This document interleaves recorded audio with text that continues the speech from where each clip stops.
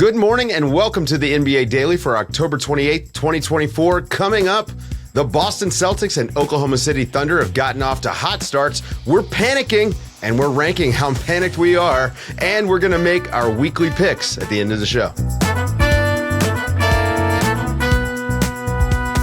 Good morning, everybody. Good morning, Es. Good morning, Zena. Good morning to everybody. Hope you guys had a good weekend, except for Freddie Freeman. You ruined my weekend. It was incredibly cool. Those home runs are very cool, but you killed my Yankees this weekend. Guys, we had our first weekend of the new season, and so much stuff was happening, and I just want to jump right in. So bear with me because we got to fly. I want to ask you guys a few questions. We're going to do a little game of a this or that. You guys give me your answer. Who had the better start, the better finish, whatever. I'm going to go through a few things on my list. Okay, we want to start with the contenders because, like I said, Boston, OKC, they look great to start. S, right now, both teams 3-0. Boston with a plus 16 net rating. And if we're looking at the MVP watch, because we know we care about the narratives, Jason Tatum has just gotten off to a crazy start. He's 33 points a game, 6 rebounds, 6 assists, shooting almost 50% from three. And he's taken 12 a game. I mean, this is just an incredible turnaround from him. But for OKC, I mean, number one, 3-0, plus 18.4 net rating, so even higher than Boston. And Shai Gilgeous-Alexander is on MVP watch in his own right. 29 points a game, 8 rebounds, 6 assists. And then he also happens to have a guy in Chet Holmgren who, to start the season, 12 blocks in his first 3 games. Looks like he might be a Defensive Player of the Year candidate. So who has gotten off to the best start, in your opinion, from the contenders, the teams that we expect to get out of the East and the West? It's so early, and it's hard to make this decision. And by the way, we got to get into how you're a Yankee fan in LA, but that's another story for another day. Whatever. Okay, look, my pick is OKC, and the reason for that is just strength of schedule so far. And again, it's not that many games, but look, beating Denver is big. That was a really, really impressive win. Like you mentioned, Chet, Shai were really dominant in that. They've had 3 different starting lineups, and they've thrown out different maturations of what looks and like what they want to try.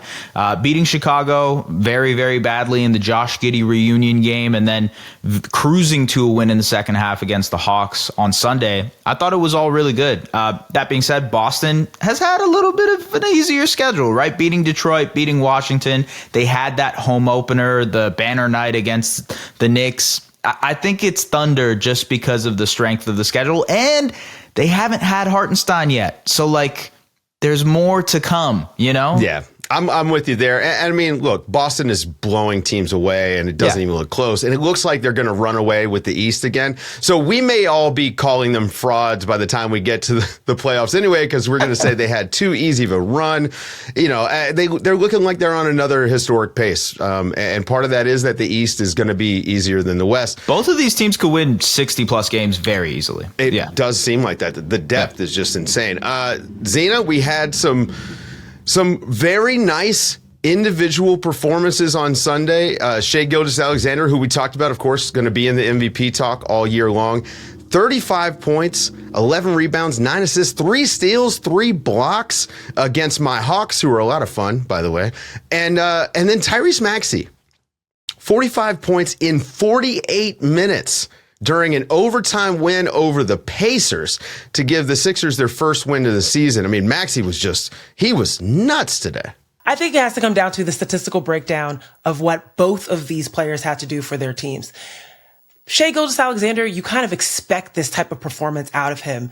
When you look at the amount of minutes, though, that Tyrese Maxey, on the other hand, has had to put on, literally, out of all the players in the NBA, Tyrese Maxey has had the most amount of minutes played this year at 127.7. He's also had the most amount of shots by 16. 86 shots taken so far this year because he has to. He doesn't have Paul George. He doesn't have Joel Embiid. So he's got to carry the team on his back. And for that reason, I'm choosing Tyrese Maxey. The exertion he's had to put out in order to get the first win without his superstars by his side, I think it's just a little bit more impressive than what Shai Gilgeous-Alexander is supposed to do for OKC. You know, these games where there's no Embiid, no Paul George, is nice to kind of get the first one, get that first win. I think if you're the Sixers and Maxey especially, he is going to have a target on his back anytime that those guys aren't there, and then when they're there, he's going to have such an easier job. If he's going to wind up being all NBA this season, we're going to come back and point to this game, I think, as the game where he sort of became like a 1A option for them, where it was just like, you know what? I'm all we've got. I have to do this. Right. I got to play all these minutes. Yep. We got to get through it. And I do think this is going to be a very important game for his development. Speaking of important, fourth quarter, most important quarter, right? This is why coaches don't let their guys foul out, or they foul them out themselves. Well, who had the most impressive fourth quarter takeover over the weekend, S? We had LeBron James basically throw it back to, I don't know, his first 5 years in the league. I mean, he looks like he's completely energized. He had a 31-point triple-double on Saturday. He scored 16 points in 5 minutes to come back and lead the Lakers to their third win. They're now 3-0. They beat the Sacramento Kings. And then Norm Powell against the Nuggets, somehow they fight off Nikola Jokic having one of his career nights, 41 points. He hit 7 threes because Norm Powell had 22 points in the fourth, and the Clippers wound up winning also on Sunday against the Warriors. Clippers now 2-1. Great surprise early on in the season. But which one of these fourth quarter takeovers was more impressive to you? Man, making me choose between the LA teams. This is tough. I think ultimately it has to be LeBron and the Lakers. They've just been so impressive. You mentioned the 3-0 start. First time since the 2010-2011 season that they've done that, which shout out to JJ Redick and the coaching staff. They've clearly unlocked some things in Rui Hachimura and Austin Reeves and Anthony Davis, to name a few. But I mean, the LeBron game, the fourth quarter, was just incredible. And this is just one little footnote in a massive career that has tons of these type of performances. But when you see that at 39 years old, you have to, you always see the tweets where it's like, don't take LeBron James for granted. You have to just sit back and enjoy, because we're not going to get that many more of these type of performances. I don't know. Really? I don't know. We keep saying this, I know, and he keeps doing it. You're right. This game got me thinking. LeBron is going to turn 40 in December. And that's nuts.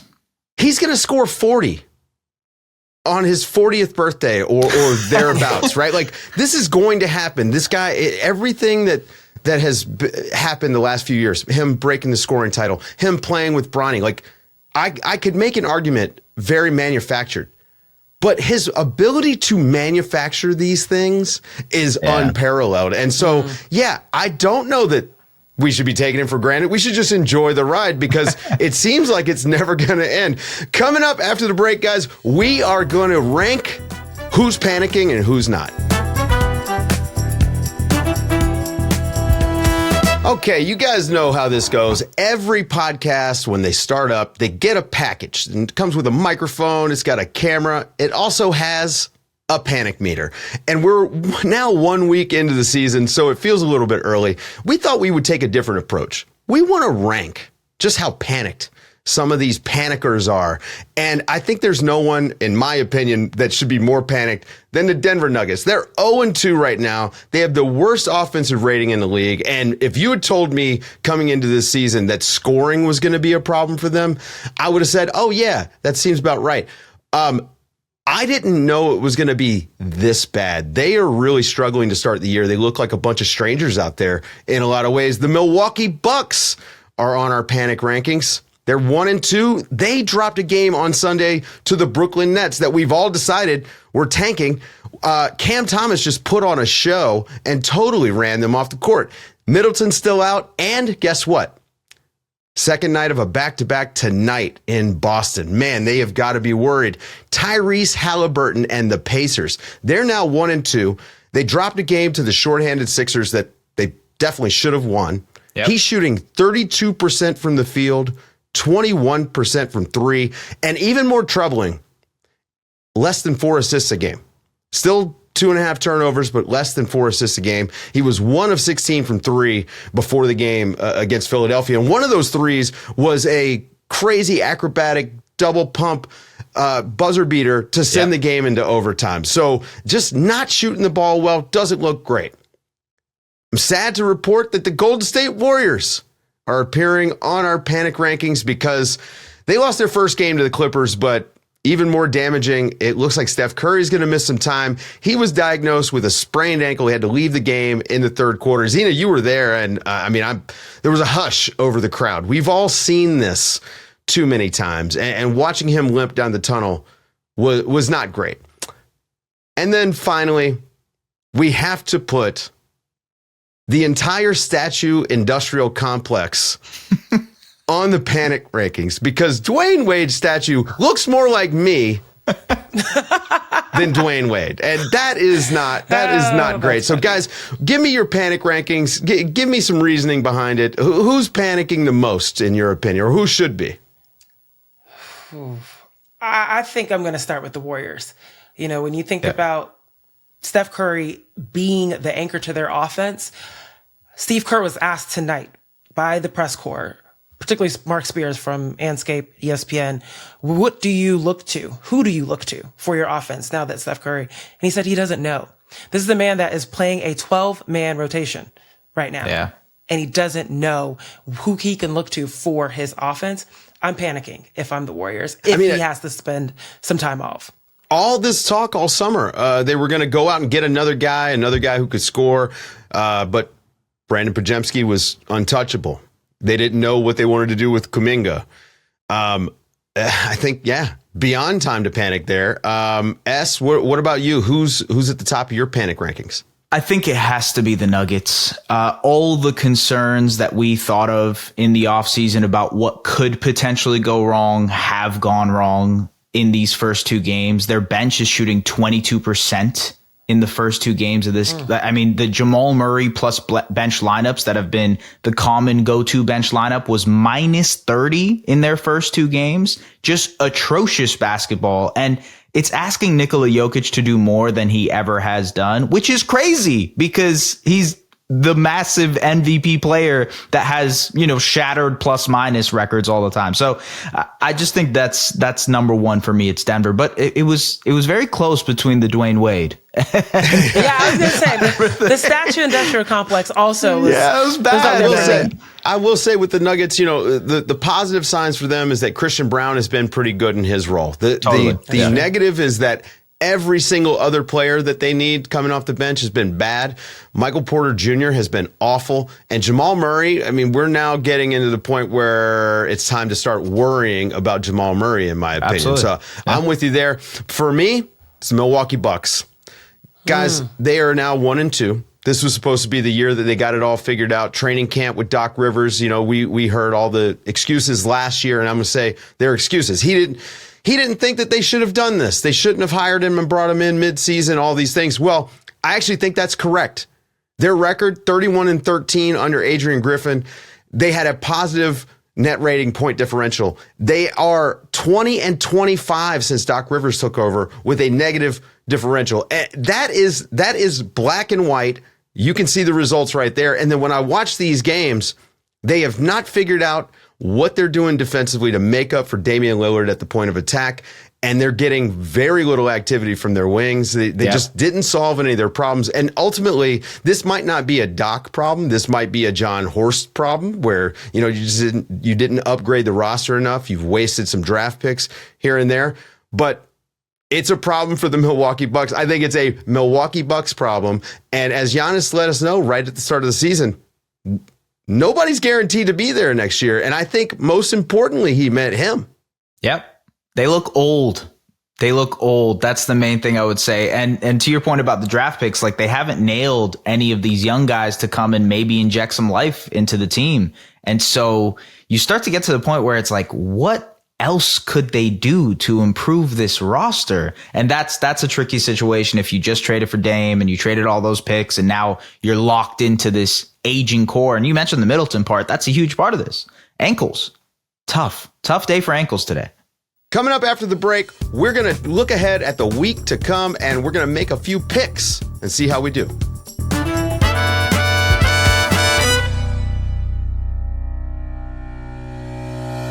Big week in the NBA. Monday night is insane. There's just too many games on Monday night, but we've got some pretty marquee matchups in my opinion. So we thought it was a good time to introduce our new segment. We're going to make weekly picks. We're going to pick 3 games each.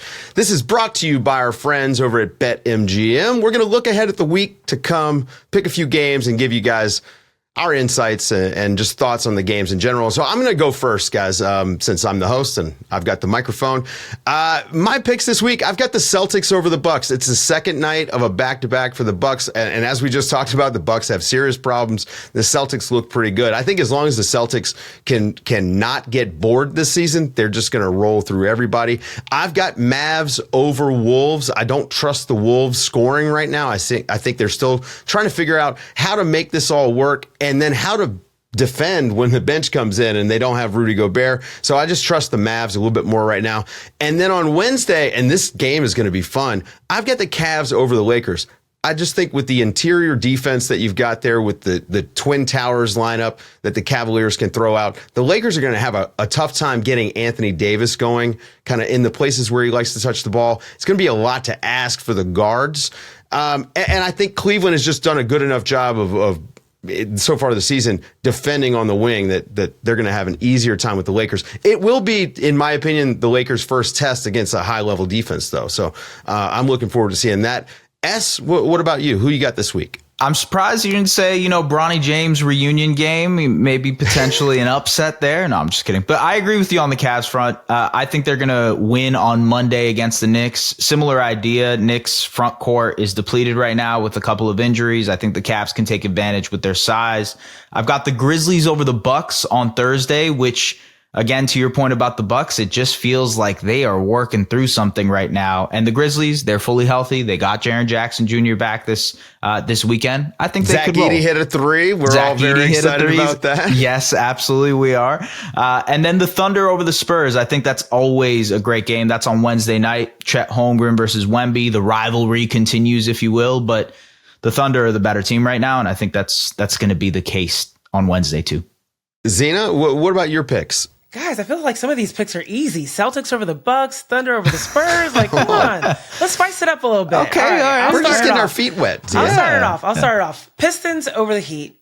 Wow. I think the Pistons are gelling right now. Jaden Ivey, Cade Cunningham finally starting to produce the things that we expect them to in the backcourt. I like it. The Miami Heat have not gelled. They are complete opposite right now. I don't feel as if they've really made a step since last season, step forward in terms of needing Jimmy Butler to step up. I'm picking the Pistons. Suns over Lakers on Monday. Redemption game. Right. They got the loss the other day. I feel like they're going to come out jazzed and ready. Not jazzed, maybe not the right term for that. They're going to find the excitement to try and get a win over the Lakers, especially having felt as if the last one's kind of ripped away at the last second there. And then Grizzlies over Bucks. And I think it has to do with my man, Zach Edey. I hope that he is able to find another 3 and spread the floor a little bit. But particularly right now, the Grizzlies are they're dogs right now. Ja Morant is killing. I like their spacing. This is one of the things I had concerns over. And they look really good in the half court. And the Bucks look old. And you compare them right now to the Grizzlies that are high flying, acrobatic all over the place. I think this is going to be an ageism kind of matchup right now. We're going to regret all of this at some point. And sure. I'll say this. If the Pistons don't win a game this week, we're going to have S on the panic rankings because he said this is a play-in team. They're going for it this year. And I like them. Those are 3 close losses this week. 3 competitive losses, Dave. Just put We're moving those goalposts every single day. That's going to do it for today's show, folks. Please go and subscribe to the Bounce newsletter. Zach Harper writes the best basketball newsletter on the internet. Go and rate and review this show over on iTunes, Spotify, wherever you listen to podcasts. And check out our YouTube channel. We're actually putting the show on YouTube, so we're checking the comments over there for good stuff. Shoot us an email at nbadaily@theathletic.com. Let us know what you think about the show. And I think we're going to have a mailbag posted over on the website at theathletic.com. So keep an eye out for that. For Es Baraheni, for Zena Keita, I'm Dave DuFour, and this has been the NBA Daily. Thanks for waking up with us.